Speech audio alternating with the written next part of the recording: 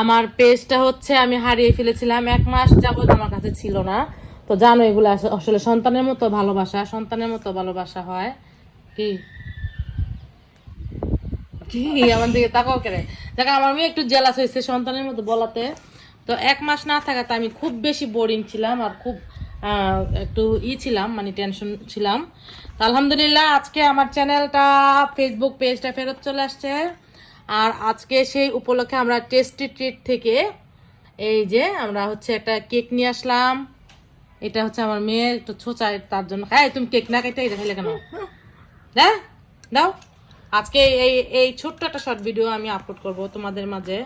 তো এই কেকটা কাটতে এত সময় লাগে?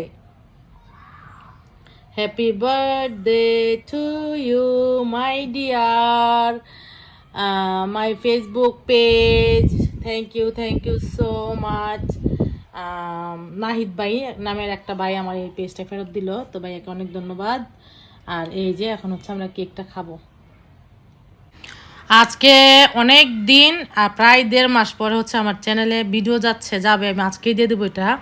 আর অনেক মিস করছিলাম আমার সন্তানের মতো, জানো এটাকে আসলে সন্তানের মতো করে বড় করা অনেক ভালোবাসার জিনিস। না না, আমার সন্তানের মতো না, সরি। আর এই যে সেই উপলক্ষে আমি একটা কেক নিয়ে আসলাম, সেটা হচ্ছে খাচ্ছি এখন। বিসমিল্লাহ।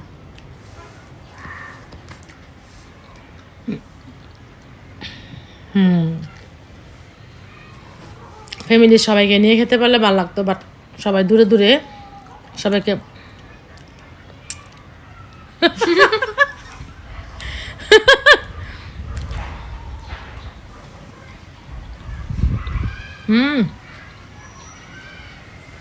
অসাধারণ একটা কেক, মানে বলার মতো না।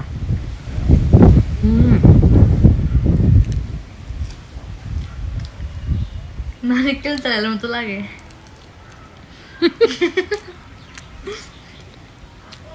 বুঝছো কি বেশি?